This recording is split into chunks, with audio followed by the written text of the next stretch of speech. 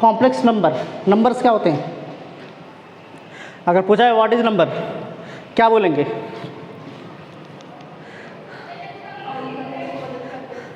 Count करने में मदद करते हैं। अरे क्या बात है किसको काउंट करने में? क्वांटिटी में। और कोई प्रॉपर डेफिनेशन? क्या होते हैं नंबर्स? बोले। नंबर्स क्या है? एक मैथमेटिकल कॉन्सेप्ट है। क्या है? कैसा मैथमेटिकल कॉन्सेप्ट? किसी भी चीज़ को एक वैल्यू असाइन करने का। कोई भी एक चीज़ है, अगर उसको वैल्यू असाइन करना है तो उसको हम नंबर से ही तो वैल्यू असाइन करते हैं। तो आप कह सकते हैं numbers is a mathematical concept. क्या है? नंबर जो है मैथमेटिकल कॉन्सेप्ट है किसी चीज़ को वैल्यू असाइन करने के लिए, ऐसे बोल सकते हैं हम। ठीक है, अभी कॉम्प्लेक्स नंबर से पहले नंबर्स के बारे में समझ लेते हैं। एक होता है whole number, sorry natural numbers. क्या होता है नेचुरल नंबर्स? 1 2 3 4। होल नंबर क्या होते हैं? ज़ीरो अगर उसमें लगा दिया तो होल नंबर हो जाएगा। फिर एक होते हैं इंटीजर्स। इंटीजर्स क्या होते हैं? नेचुरल नंबर में अगर हम निगेटिव साइन लगा दें और होल नंबर, सारे के सारे होल नंबर, मतलब 0 से लेकर 0 1 2 3 4 ये सब लेकर, और नेचुरल नंबर्स में निगेटिव अगर हम लगा देते हैं, मतलब हम एक तरफ से समझने के लिए बस समझ लीजिए निगेटिव नेचुरल नंबर्स। वैसे ऐसा कुछ होता नहीं है निगेटिव नेचुरल नंबर्स, ऐसा कुछ होता नहीं है, लेकिन जो नेचुरल नंबर्स होते हैं उसमें निगेटिव साइन लगा दिया तो उनको और होल नंबर्स को लेकर क्या हो जाएंगे? इंटीजर्स हो जाएंगे। फिर एक होता है रैशनल नंबर। रैशनल नंबर क्या होता है? जिसको हम p बाई क्यू के फॉर्म में लिख सकते हैं। एक होता है इरैशनल नंबर, जिसको p बाई क्यू के फॉर्म में नहीं लिख सकते हैं। तो ये सब जितने भी हैं ये सब किसके अंदर आ जाते हैं? रियल नंबर्स के अंदर आ जाते हैं। क्या जाते हैं? Whole natural number, whole number, integers, rational and irrational, ये सब किसके अंदर आ जाते हैं? इन सबको हम कलेक्टिवली क्या कहते हैं? रियल नंबर्स कहते हैं। क्लियर है कि नहीं क्लियर है? तो रियल नंबर्स को छोड़कर भी कोई नंबर होता है क्या? बताइए, इनको छोड़कर कोई और नंबर होता है? नहीं होता है। इमेजिन नंबर, बिल्कुल सही है। क्या होता है इमेजिन नंबर? एक तो होते हैं रियल नंबर्स, एक हो गए इमेजिनरी नंबर्स। तो इमेजिनरी नंबर्स क्या होते हैं?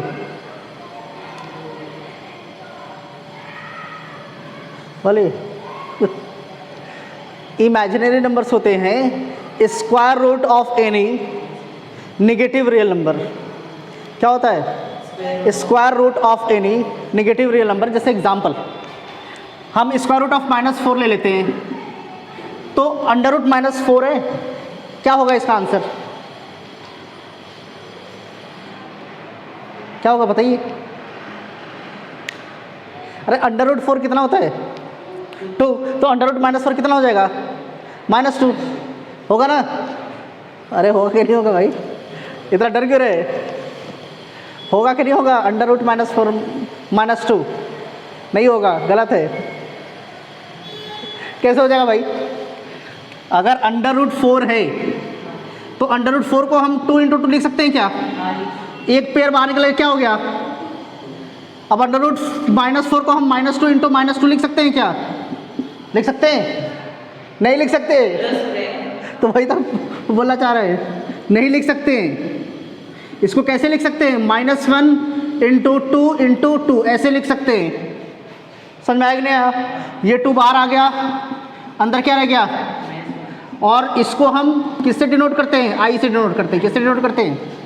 आई। मतलब कि अंडर रूट -4 जो है, अंडर रूट जब भी हम स्क्वायर रूट निकालते हैं, क्या निकालते हैं? किसी भी निगेटिव रियल नंबर का। किसका?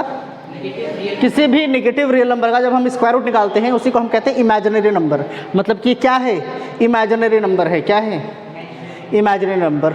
समझ में आया कि नहीं आया? तो एक तो हो गया रियल नंबर्स, एक हो गया इमेजिनरी नंबर्स। और भी कोई नंबर होते हैं क्या?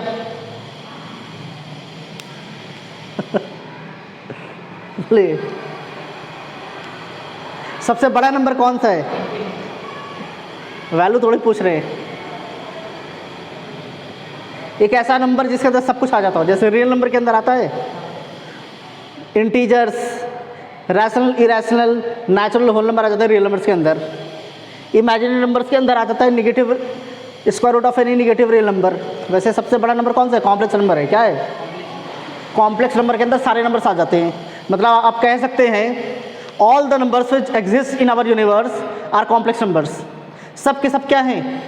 कॉम्प्लेक्स नंबर है। समझ में आ रहा कि नहीं आ रहा? नेचुरल नंबर, होल नंबर, ये सब क्या है? कॉम्प्लेक्स नंबर है। इमेजिनरी नंबर क्या है? कॉम्प्लेक्स नंबर है। रैशनल नंबर कॉम्प्लेक्स नंबर है। इरेशनल नंबर कॉम्प्लेक्स नंबर है। हर एक चीज़ क्या है? कॉम्प्लेक्स नंबर है। समझ में आया कि नहीं आया? तो जितने भी नंबर्स होते हैं वो किसके कैटेगरी में आते हैं? कॉम्प्लेक्स नंबर की कैटेगरी में आते हैं। समझ में आया कि नहीं आया? पक्का? अब सबसे पहले समझिए कि कॉम्प्लेक्स नंबर आया कहाँ से। समझ में आ रहा? कॉम्प्लेक्स नंबर का जनरेशन कहाँ से हुआ? पहले तो ये थोड़ी पता था कि अंडर रूट -4 ये सब हमें ये थोड़ी पता था। हमें पता था कि अंडर रूट 4 = 2 होता है, अंडर रूट 9 = क्या होता है? 3, अंडर रूट 3 1.732 ऐसे करके हो जाएगा आपका। समझ में आ रहा?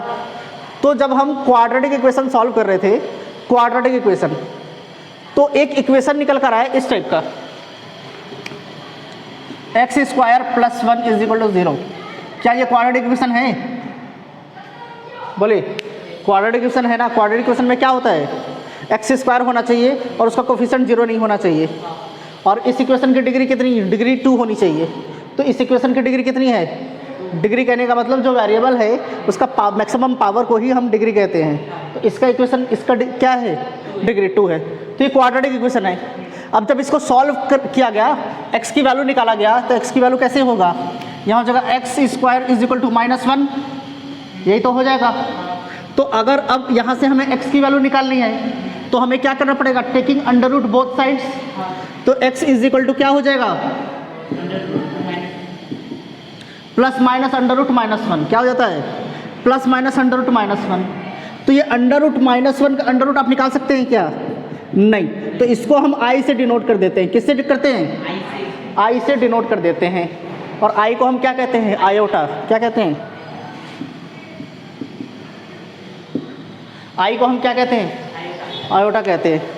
तो जब इस टाइप का क्वाड्रेटिक इक्वेशन आया, इसको जब हम सॉल्व करने गए तो हमको पता चला तो अंडर रूट -1 तो हम वैल्यू पता ही नहीं कर पा रहे। तब वहाँ से इमेजिनरी नंबर का जनरेशन हुआ कि इमेजिनरी नंबर भी कुछ होता है। समझ आ रहा कि नहीं आ रहा? तो फिर हमें पता चला कि जब हम स्क्वायर रूट निकालते हैं किसी भी निगेटिव रियल नंबर का तो वो इमेजिनरी नंबर होता है। वहाँ से फिर हमको पता चला, फिर वहाँ से कॉम्प्लेक्स नंबर का जनरेशन हुआ धीरे धीरे। क्लियर है कि नहीं क्लियर है? इसको लिखने की जरूरत है नहीं। समझ आ रहा? जो इंपॉर्टेंट चीज़ें हैं वो लिखेंगे हम और वो समझते जाएंगे। तो देखिए, जो आपका कॉम्प्लेक्स नंबर है उसको 3 कैटेगरी में हम बांट सकते हैं। समझ आ रहा? तो आप लोग लिख सकते हैं एक line, complex number can be regarded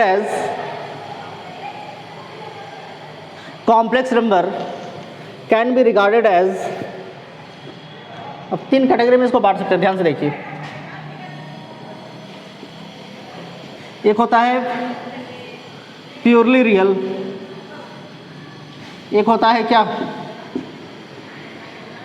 purely imaginary, एक होता है इमेजिनरी।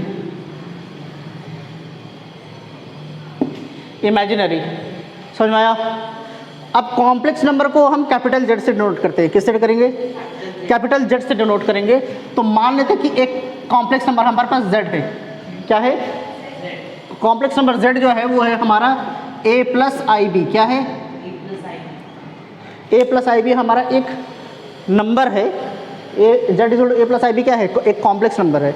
अब कॉम्प्लेक्स नंबर कहने का मतलब जितने भी नंबर्स होते हैं वो सब तो कॉम्प्लेक्स ही नंबर है, वो सब तो कॉम्प्लेक्स ही नंबर है ना। तो मान लेते हैं कि एक नंबर है हमारे पास a+ib। क्या है?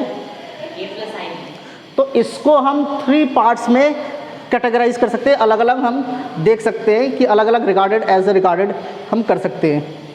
एग्जाम्पल, जैसे कि पहला जो होता है वो होता है प्योरली रियल। क्या होता है? Purely real. अब प्योरली रियल कहने का मतलब क्या हुआ? प्योरली रियल कहने का मतलब देखिए, ये क्या है? एक कॉम्प्लेक्स नंबर है। क्या है? Complex number. ये क्या है? रियल पार्ट है। ये जो कॉम्प्लेक्स नंबर है उसका क्या है? Real part. क्योंकि इसके साथ आई लगा हुआ है क्या? नहीं लगा हुआ है। इसके साथ आई लगा हुआ है तो ये इमेजिनरी पार्ट है। अभी हमने इमेजिनरी किया था ना, अंडर रूट -4 क्या आ रहा था, 2i आ रहा था। अंडर रूट -4 कितना आ रहा था, 2i। तो वहाँ पर i लगा हुआ है तो क्या हो जाएगा, इमेजिनरी। i कब आता है, i जब हम अंडर रूट निकालते हैं किसी भी नेगेटिव रियल नंबर का।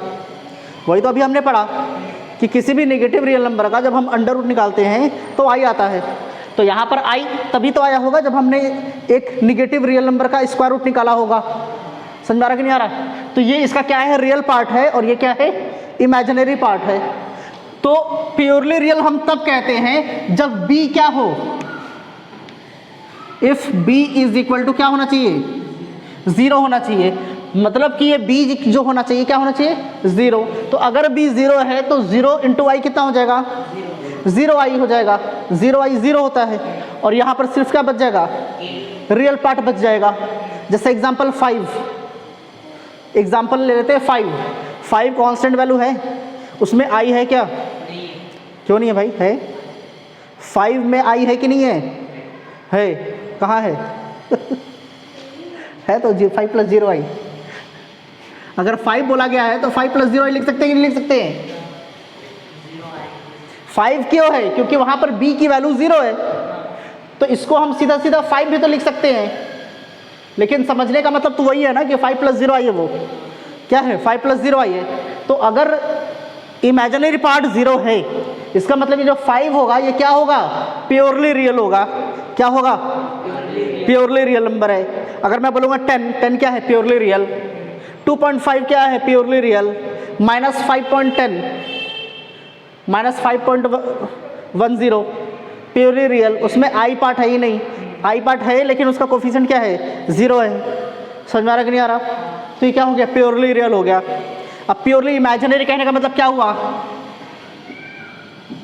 If a is equal to 0, अगर रियल वाला पार्ट 0 है, क्या है, रियल वाला पार्ट 0 है, तो जो भी आपका कॉम्प्लेक्स नंबर होगा उसको हम बोलेंगे प्योरली इमेजिनरी। एग्जाम्पल 5i, क्या इसमें रियल पार्ट है लेकिन वो 0 है, इसको हम लिख सकते हैं 0 + 5i, ऐसा तो लिख ही सकते हैं।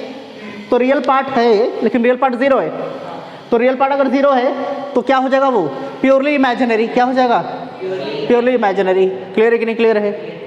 और फिर एक होता है हमारा इमेजिनरी नंबर। इमेजिनरी नंबर क्या होता है, if b doesn't equal to 0, ये b जो है अगर वो 0 के बराबर नहीं है, क्या है, जो b है अगर 0 के बराबर नहीं है तो उसको हम क्या बोलेंगे, इमेजिनरी नंबर। मतलब सिर्फ 0 को छोड़कर बाकी कुछ भी हो सकता है, b कोई भी वैल्यू हो सकता है। समझ में आ रहा? तो अगर b 0 के बराबर नहीं है तो उसको हम कहते हैं इमेजिनरी नंबर है। पक्का क्लियर है कि नहीं क्लियर है? तो हम कॉम्प्लेक्स नंबर को ऐसे 3 पार्ट में डिवाइड कर सकते हैं, प्योरली रियल, प्योरली इमेजिनरी और इमेजिनरी। प्योरली रियल तब होता है जब b 0 हो, प्योरली इमेजिनरी होता है जब a 0 हो। मतलब प्योरली रियल कहने का मतलब इमेजिनरी पार्ट होना ही नहीं चाहिए, 0 होना चाहिए। प्योरली इमेजिनरी कहने का मतलब रियल पार्ट 0 होना चाहिए, और इमेजिनरी कहने का मतलब इमेजिनरी पार्ट 0 नहीं होना चाहिए। मतलब कि ये b जो है ये 0 नहीं होना चाहिए। समझ में आ रहा है कि नहीं आ रहा? पक्का? चलिए इसको नोट कर लीजिए।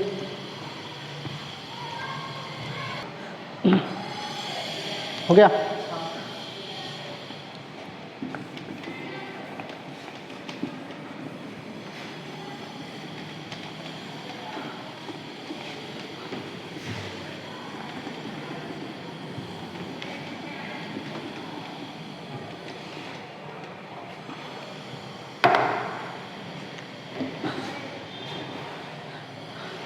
मास्टर आर्गेंट एक मैथमेटिशियन थे, उन्होंने बताया था कि कॉम्प्लेक्स नंबर को हम ज्योमेट्रिकली कैसे रिप्रेजेंट कर सकते हैं।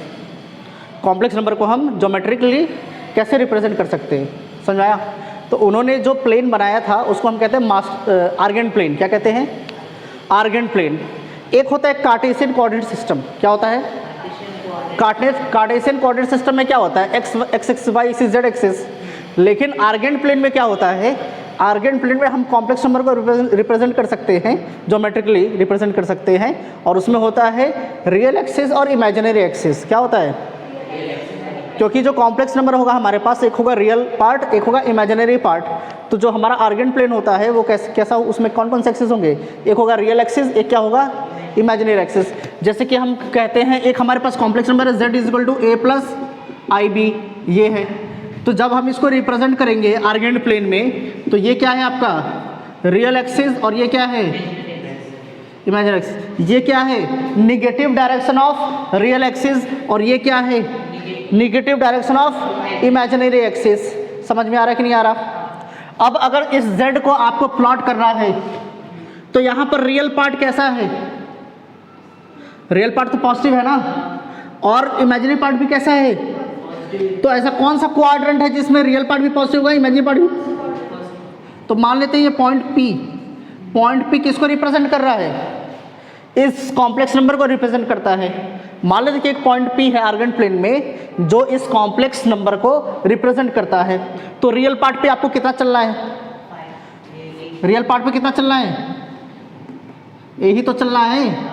और इमेजिनरी पार्ट पे कितना चलना है? तो इस पॉइंट का कोऑर्डिनेट क्या हो जाएगा? a, b। समझ में आ रहा कि नहीं आ रहा? इसको अगर यहाँ से ज्वाइन कर दें ऐसे, तो ये वाला जो डिस्टेंस होगा, ये वाला डिस्टेंस, ये कितना होगा? और ये वाला जो है ये तो b होगा, तो ये भी कितना होगा? b होगा। समझ में आ रहा है कि नहीं आ रहा? पक्का? एक तरफ से हम कह सकते हैं कि जो कॉम्प्लेक्स ये जो आर्गेंट प्लेन है, ये जो आर्गेंट प्लेन है वो कार्टेशियन कोऑर्डिनेट सिस्टम का एडवांस्ड वर्जन है। क्या है? एडवांस्ड वर्जन है। क्लियर है कि नहीं क्लियर है? कॉम्प्लेक्स प्लेन ये जो आर्गेंट प्लेन है आपका, ये एडवांस्ड वर्जन है किसका? कार्टेशियन कोऑर्डिनेट सिस्टम का। समझ में आ रहा? अब उतने डीप में हम बाद में जाएंगे, अभी नहीं जाएंगे उतने डीप में। उतने डीप में गए तो फिर प्रॉब्लम हो जाएगा, वहाँ क्लास जल्दी ख़त्म नहीं हो पाएगा। ठीक है, तो अभी बस इतना समझिए कि अगर कॉम्प्लेक्स नंबर को रिप्रेजेंट करना है आपको तो हम कहाँ रिप्रेजेंट करते हैं? ज्योमेट्रिकली आर्गेंट प्लेन पर करते हैं। कहाँ करते हैं? Argand plane. और आर्गेंट प्लेन क्या है? जहाँ पर रियल एक्सिस होगा और इमेजिनरी एक्सिस होगा, वहाँ पर हम रिप्रेजेंट करते हैं। समझ में आ रहा है कि नहीं आ रहा? तो रियल एक्सिस पे जितने भी पॉइंट्स होंगे, ध्यान से सुनिए, रियल एक्सिस पे जितने भी पॉइंट्स होंगे, जैसे मान लीजिए ये पॉइंट, तो यहां पर इमेजिनरी पार्ट जीरो होगा कि नहीं होगा? जीरो ही होगा ना। यहां पर इमेजिनरी पार्ट जीरो होगा, रियल एक्सिस का कुछ ना कुछ वैल्यू होगा, लेकिन इमेजिनरी पार्ट तो जीरो ही होगा। और अगर इमेजिनरी पार्ट जीरो होता था तो क्या कहते थे उसको? Purely real. क्या कहते थे? इसका मतलब अगर कोई कॉम्प्लेक्स नंबर है जो कि क्या है? प्योरली रियल है। क्या है? Purely real. तो किस एक्सिस पे लाई करेगा? वो रियल एक्सिस पे ही लाई करेगा। समझ में आ रहा कि नहीं आ रहा? और ये क्या है? हमारा इमेजिनरी एक्सिस है, तो इमेजिनरी एक्सिस पे रियल पार्ट क्या होगा आपका? Real value, real part zero होगा ना। ये a की वैल्यू क्या हो जाएगी? जीरो हो जाएगी। इसका मतलब इमेजिनरी एक्सिस पे imaginary numbers, purely imaginary numbers होंगे। क्या होंगे? प्योरली इमेजिनरी नंबर्स होंगे। रियल एक्सिस पे प्योरली रियल, इमेजिनरी एक्सिस पे प्योरली इमेजिनरी। पक्का क्लियर है कि नहीं क्लियर है? कोई डाउट? ठीक है, इसको नोट कर लीजिए। क्लियर है? अब हेडिंग डाल दीजिए, integral powers of i. Integral powers of I.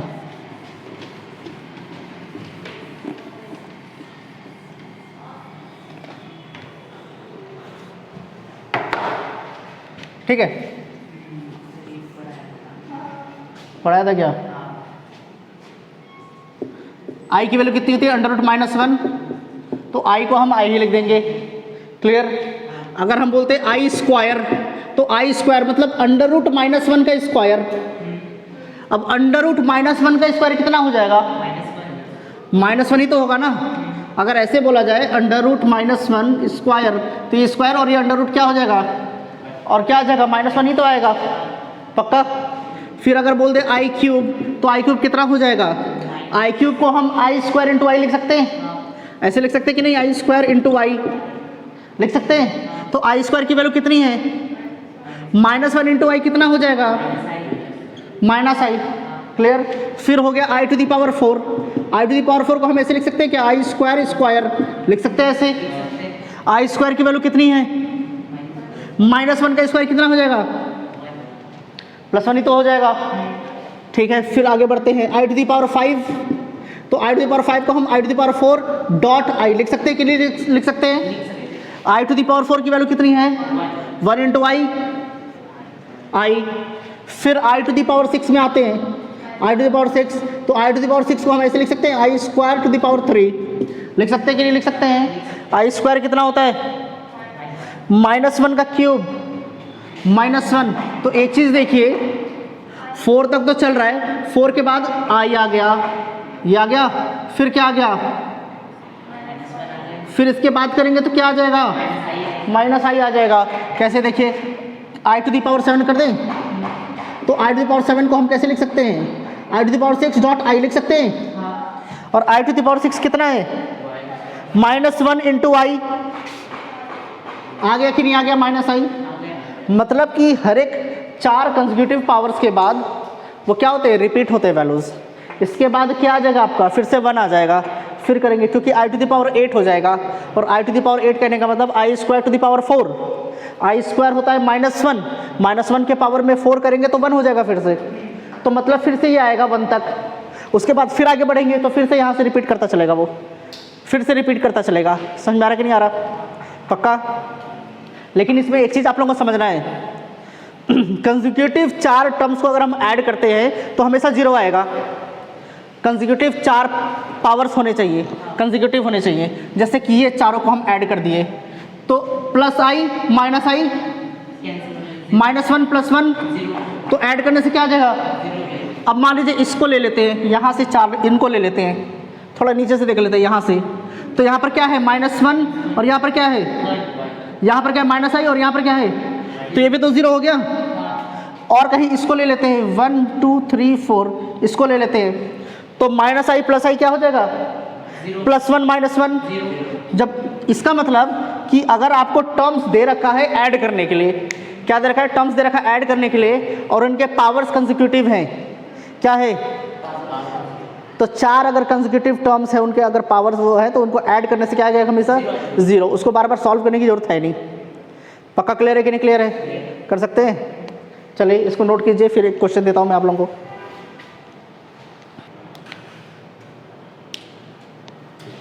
Difficult तो है नहीं, अभी तो सिंपल ही चल रहा है ना। डिफिकल्ट लगे तो बताइएगा तुरंत, उसको थोड़ा और डिफिकल्ट कर दिया जाएगा। ठीक है?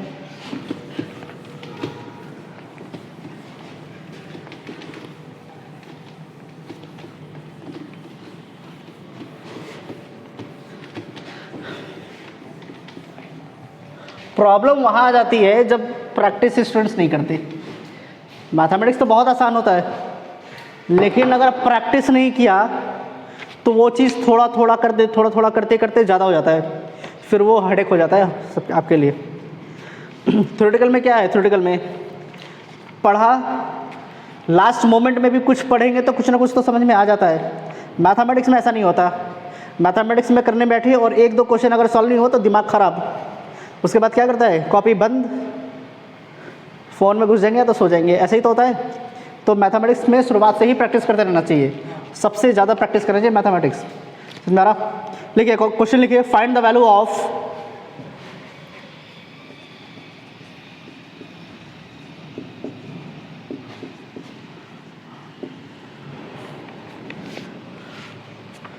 I to the power 5 92 plus I to the power 5 90 plus I to the power 5 88 plus I to the power 5 86 plus I to the power 5 84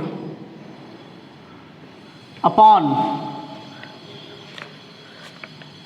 I to the power 5 82 plus I to the power 5 80 plus I to the power 5 78 plus I to the power 5 76 plus I to the power 5 74 plus 2।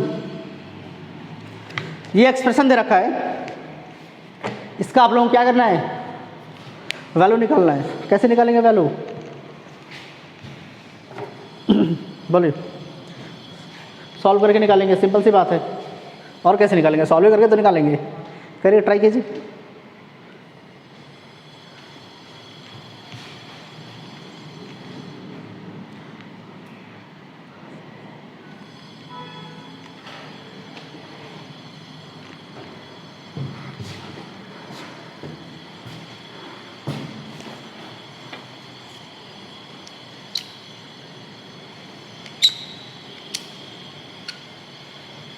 +2 भी है last में, +2 ध्यान रखिएगा।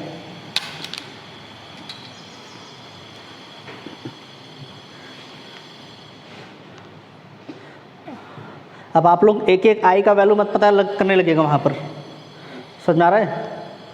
ये एक एक को लगेंगे सॉल्व करने, तब तो हो गया। टाइम लग जाएगा बहुत ज़्यादा। क्या करेंगे बोले? क्या कर सकते हैं? एक आई की वैल्यू पता करके क्या कर लेंगे? इन सब में क्या कॉमन है? आई टू द पावर 584 कॉमन है कि नहीं है? आई टू द पावर 584 सब में है कि नहीं है? तो आई टू द पावर 584 कॉमन निकाल दिया, तो इसमें से 584 कॉमन निकाला है, तो 592 माइनस 584 कितना हो जाएगा?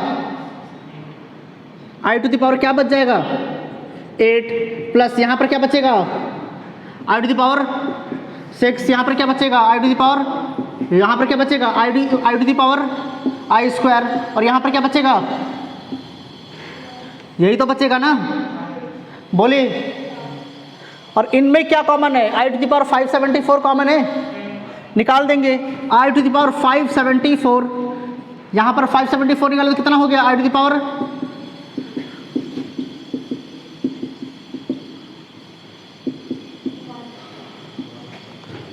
यही तो होगा, पक्का?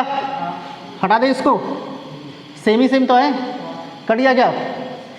5 to the power i to the power 584 upon i to the power 574 कितना हो जाएगा? आई टू द पावर, इसका पावर ऊपर जाकर माइनस ही तो होगा ना। 584 माइनस 574 10, यहाँ पर क्या हो गया? तो आई टू द पावर 10 को हम ऐसे लिख सकते हैं, आई स्क्वायर टू द पावर 5 लिख सकते हैं क्या? आई स्क्वायर की वैल्यू कितनी होती है? -1 टू द पावर 5 -1 प्लस 2, और ये आंसर कितना आ गया?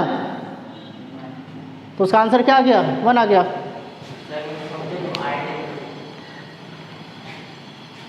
आई क्यू अपॉन आई कितना होता है?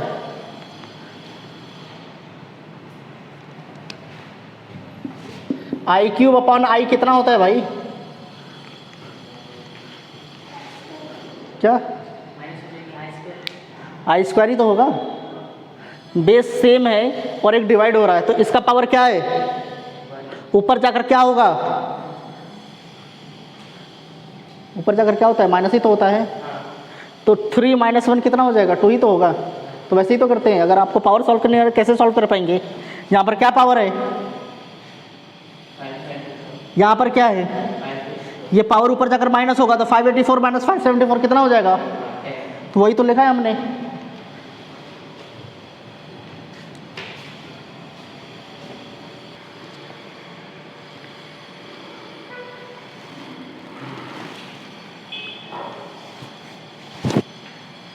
नोट किया? चलिए छोटा सा नोट लिख लीजिए। नोट,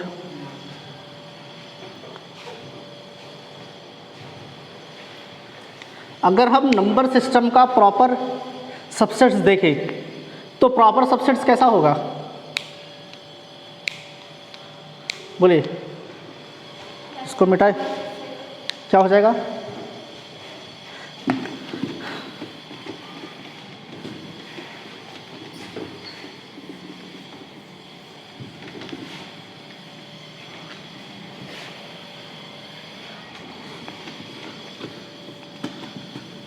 अभी हमने शुरुआत में ही तो बात किया है, नेचुरल नंबर से स्टार्टिंग होता है। बोलिए, तो natural number is the subset. ये किसका साइन है? नेचुरल नंबर किसका सबसेट होता है? Whole number. होल नंबर किसका सबसेट होता है? इंटीजर, फिर सबसेट कितना होता है? रैशनल नंबर, फिर किसका सबसेट होता है? रियल नंबर, फिर किसका सबसेट होता है? बोले कॉम्प्लेक्स नंबर। समझ आ रहा कि नहीं आ रहा?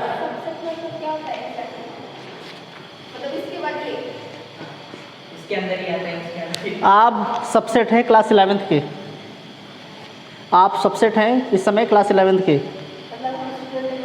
क्लास 11th के सारे स्टूडेंट्स को लिया जाए तो आप उसके छोटे पार्ट है, तो आप सबसेट है उसके।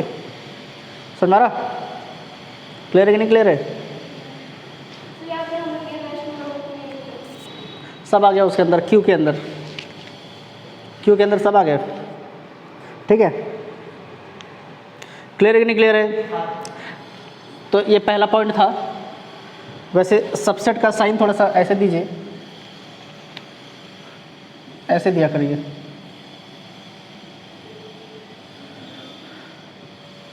ठीक है, दूसरा सेकंड पॉइंट लिखिए, लिखिए भाई लिखिए।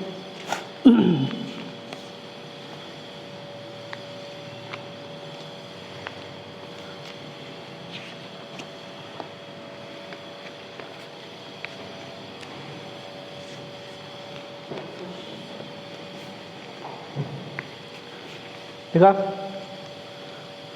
सेकंड पॉइंट लिखिए, 0 is purely real as well as purely imaginary। 0 जो है, 0 is purely real as well as purely imaginary। समझ में आ रहा? अब 0 को हम ऐसे लिख सकते हैं क्या? 0 + 0i लिख सकते हैं कि नहीं लिख सकते हैं? लिख सकते हैं। तो अब हमने क्या पढ़ा था? प्योरली रियल कब होता था? जब बी वाला पार्ट 0 हो, 0 के नहीं 0 है। और प्योरली इमेजिनरी कब पढ़ा था? जब रियल पार्ट 0 हो। समझ में आया कि नहीं आया? तो 0 क्या है? अगर हम 0 कह दें 0, तो 0 जो होता है वो प्योरली रियल भी है और प्योरली बट नॉट इमेजिनरी। उसके आगे लिखिए but not imaginary, but not imaginary. मतलब कि ये हो गया कि 0 + 0i प्योरली रियल है और प्योरली इमेजिनरी है, लेकिन इमेजिनरी नहीं है। इमेजिनरी का हमने क्या पढ़ा था कि a + ib जब होता था तो b 0 के बराबर नहीं होना चाहिए। अगर b 0 के बराबर नहीं है तो उसको हम इमेजिनरी बोलेंगे, लेकिन यहाँ तो b 0 के बराबर है, तो क्या ये इमेजिनरी होगा? इमेजिनरी नहीं होगा। क्या होगा? प्योरली इमेजिनरी होगा और प्योरली रियल होगा। क्लियर है कि नहीं क्लियर है? तो 0 एक ऐसा नंबर है जो कि प्योरली रियल है और प्योरली इमेजिनरी भी है, लेकिन इमेजिनरी नहीं है। समझ आया कि नहीं आया? नेक्स्ट पॉइंट, नेक्स्ट पॉइंट, अगर ऐसा कुछ है √a √b, क्या है? √a और √b, तो इसको हम लिख सकते हैं √ab। क्या लिख सकते हैं? लिख सकते नहीं लिख सकते? लेकिन कंडीशन है वहां पर। क्या कंडीशन है? बोलिए। √a और √b को हम √ab लिख सकते हैं कब? जब a और b में से कोई भी एक नॉन नेगेटिव होना चाहिए। क्या होना चाहिए? नॉन नेगेटिव होना चाहिए। समझ में आ रहा है कि नहीं आ रहा? तो इनमें से हम इसको इस तरीके से तभी लिख सकते हैं जब √a और √b में से a या तो b दोनों में से कोई एक क्या होना चाहिए? नॉन नेगेटिव रियल नंबर होना चाहिए। क्या होना चाहिए? Non negative real number. तो आप लोगों ने क्या लिखा है बताइए? √a √b = √ab ओनली, उसी के आगे लिखे only,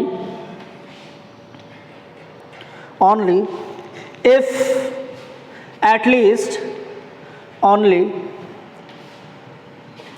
if at least one of A or B is non-negative, one of A or B is non-negative। समझ में आ रहा है कि नहीं आ रहा? पक्का क्लियर है? कोई डाउट?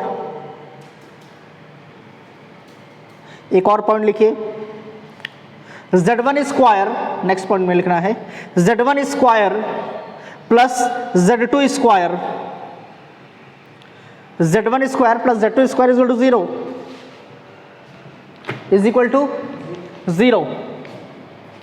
मतलब कि ऐसा कुछ लिख रखा है z1 square plus z2 square is equal to 0।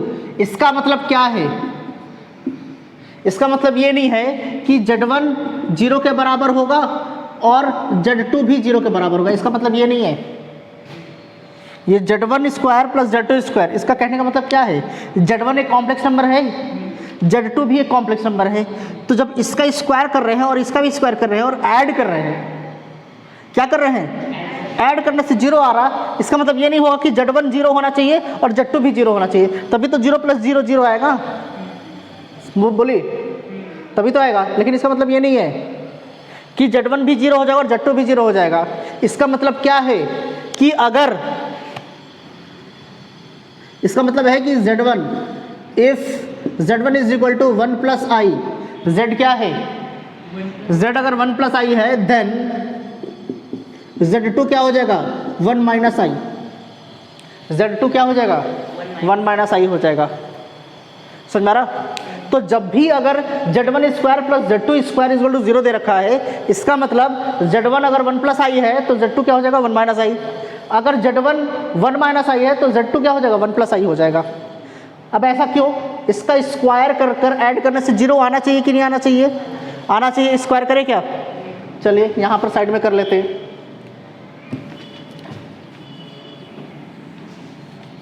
यहाँ कर लेते हैं। z1 स्क्वायर मतलब 1 प्लस आई स्क्वायर प्लस 1 माइनस आई स्क्वायर, यही तो है। एक्सपेंड करें, a प्लस बी का स्क्वायर क्या हो जाएगा? 1 का स्क्वायर 1, यहाँ पर क्या होगा? प्लस 2ab, तो 2 इंटू 1 2, 2 इंटू आई 2i, यही तो हो जाएगा। प्लस आई स्क्वायर, यही तो होगा। Plus a minus b square, तो क्या हो जाएगा? a square minus 2ab minus sorry plus b square i square, यही तो होगा। बोले ये वाला पार्ट क्लियर है कि नहीं क्लियर है? कोई doubt? Plus 2i minus 2i cancel out, plus 1 plus 1 आई स्क्वायर कितना होता था? -1, और ये कितना होता है? -1 कितना हो गया? 0 हुआ कि नहीं हुआ? तो जब भी ऐसा कुछ देगा आप लोगों को z1 square plus z2 square equal to 0, इसका मतलब आप क्या बोलेंगे कि z1 क्या है? तुरंत 0 नहीं मान लेना है, क्या मानना है? z1 अगर 1 प्लस आई है तो z2 1 माइनस आई होगा। ये चीज़ें ध्यान रखनी है, बहुत ही इंपॉर्टेंट है। ट्रिकी क्वेश्चंस में देगा आपको, वहाँ पर यूज़ करना पड़ेगा ये चीज़ें, पक्का? चलिए नोट कर लीजिए इसको।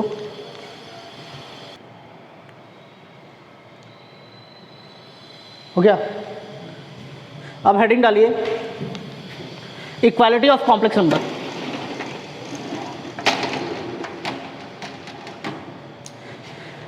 Equality of complex number.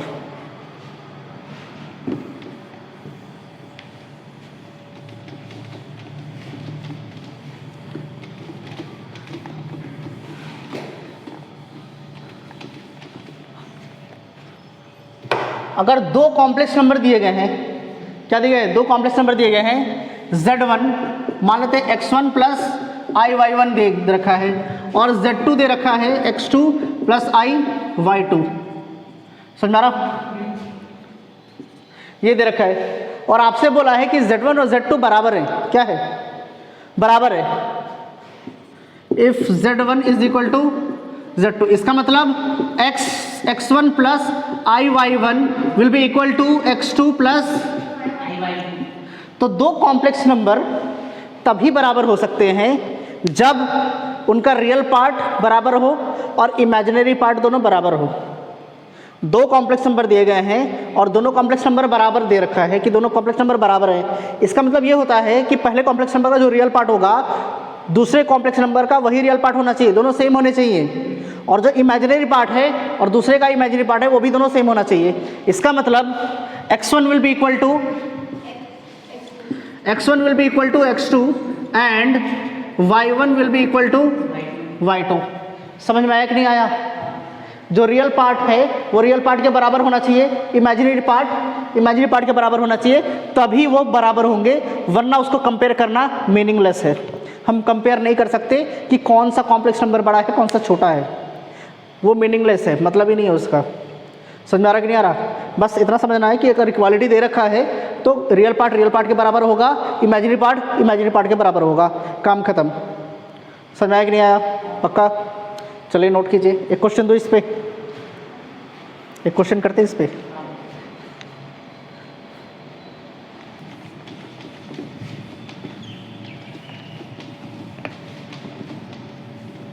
Find the real values of x and y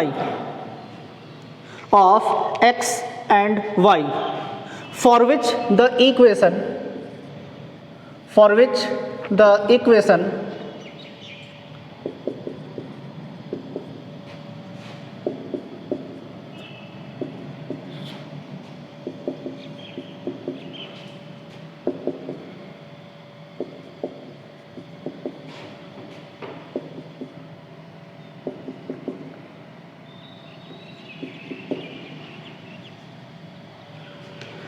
the equation is satisfied, इसके आगे लिखिए is satisfied, find the real values of x and y। ठीक है, मतलब कि ये इक्वेशन दे रखा है, और आपसे बोला है कि आपको x और y का वैल्यू पता करना है। क्या करना है? x और y का वैल्यू पता करना है। तो हमें पता है कि लेफ्ट हैंड साइड में कॉम्प्लेक्स नंबर है कि नहीं है, राइट हैंड साइड में भी है कि नहीं है, तो जब दो कॉम्प्लेक्स नंबर बराबर होते हैं, क्या होते हैं? इसका मतलब रियल पार्ट के बराबर होना चाहिए, इमेजिनरी पार्ट के बराबर होना चाहिए कि नहीं होना चाहिए?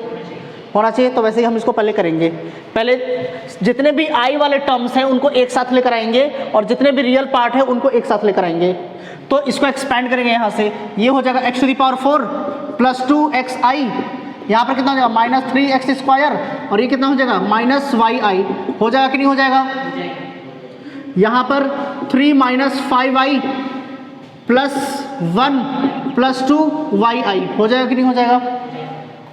अब ये रियल पार्ट है, ये भी तो रियल पार्ट है, क्यों? इसमें i नहीं है, तो इसको एक साथ लिख लेते हैं, x⁴ -3x², इसको एक साथ लिख लिया हमने। अब इसमें क्या दिख रहा है और इसमें क्या दिख रहा है? तो यहाँ पर +i हम कॉमन निकाल लें, तो अगर यहाँ से i कॉमन निकाला है तो क्या बच गया? यहाँ पर 2x, यहाँ से i निकाला तो क्या बचा? क्लियर है कि नहीं क्लियर है? ये हो गया a + ib। समझ में आया कि नहीं आया? ये रियल पार्ट हो गया, और ये क्या हो गया? Imaginary part. यहाँ से 3 + 1 4, i और i कॉमन निकाल दें, प्लस i अगर कॉमन निकाला तो यहाँ पर क्या बचा? -5, यहाँ पर क्या बचा? तो ये a + ib, दो कॉम्प्लेक्स नंबर बराबर तभी होते हैं जब रियल पार्ट के बराबर होगा, इमेजिनरी पार्ट के बराबर होगा, तभी तो होगा। कर दे here x⁴ -3x² is equal to किसके बराबर होना चाहिए? 4 and 2x - y is equal to क्या हो जाएगा? इसके बराबर होना चाहिए। इसको इक्वेशन फर्स्ट मान लीजिए, इसको सेकंड मान लीजिए। मान सकते कि नहीं मान सकते हैं? ये क्या है? क्वाड्रेटिक इक्वेशन ही तो है, क्वाड्रेटिक इक्वेशन है कि नहीं है? अब आप बोलेंगे पावर 4 है, तो x² को t मान लीजिए। यहाँ क्या मानेंगे? लेट x² = t, तो ये कितना हो जाएगा? t² -3t, और ये 4 इधर आ जाएगा तो कितना हो जाएगा? -4 = 0। यही तो हो जाएगा। क्वाड्रेटिक इक्वेशन आ गया कि नहीं आ गया? अब इसको सॉल्व करके t की वैल्यू निकाल सकते हैं। क्या हो जाएगा t का वैल्यू यहाँ से? क्वाड्रेटिक इक्वेशन को कैसे सॉल्व करते हैं आप लोग? Middle term split, 4 1 = 4,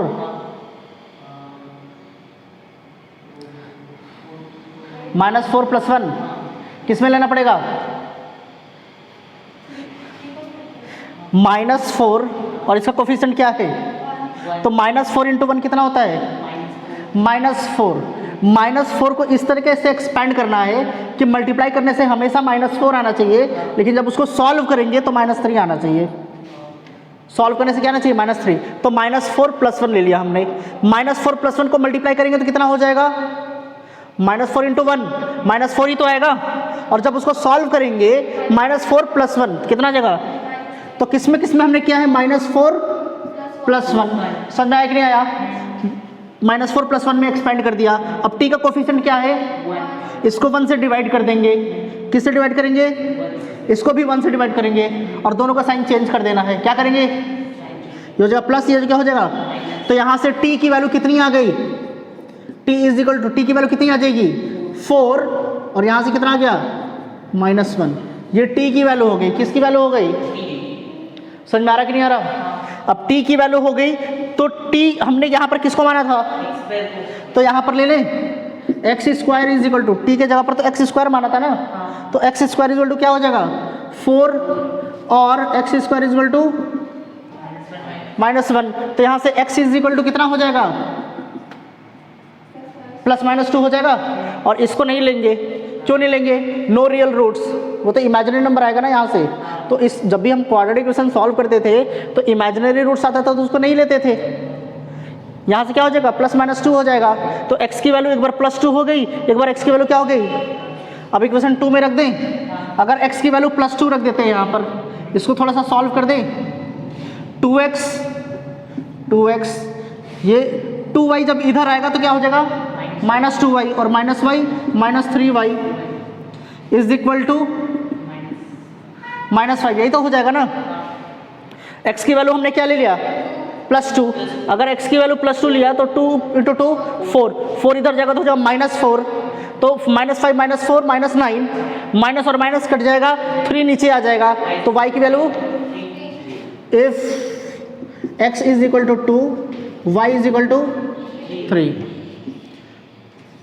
if x = -2, x की वैल्यू क्या ले रहे हैं +2 × -2 -4, -4 इधर जाएगा तो हो जाएगा +4, -5 + 4 -1, माइनस और माइनस कट जाएगा तो 3 नीचे आ जाएगा। तो y की वैल्यू कितनी हो जाएगी, y = 1/3। ये आ गया x और y की वैल्यू।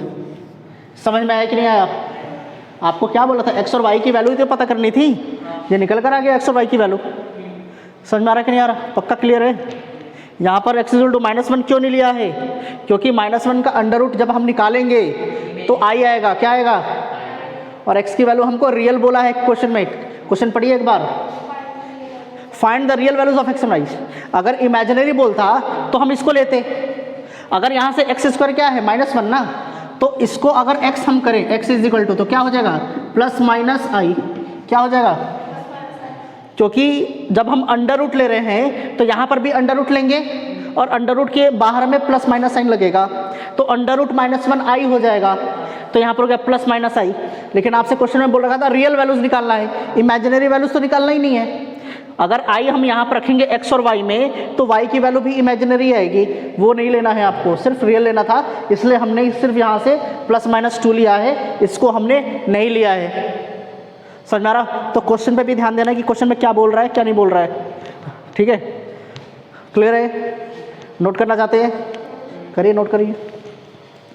लेकिन आप लोगों का काम क्या है, इसको अच्छे से रिवाइज कर लेना अच्छे से और घर पे प्रैक्टिस करना कॉम्प्लेक्स नंबर का, ठीक है। आप लोग चाहे बोलिए तो मैं आप लोगों को PDF फाइल भेज दूँ कॉम्प्लेक्स नंबर का, बोलिए कॉम्प्लेक्स नंबर का मैं PDF फाइल भेज देता हूँ, वहाँ से आप लोग प्रैक्टिस कर सकते हैं। बुकलेट तो अभी नहीं मिली ना, बुकलेट मिल जाएगी तो बुकलेट से भी कर सकते हैं। मैं आप लोगों को PDF फाइल भेज देता हूँ ग्रुप में। क्लियर है कि नहीं क्लियर है, चलिए बस 1 मिनट।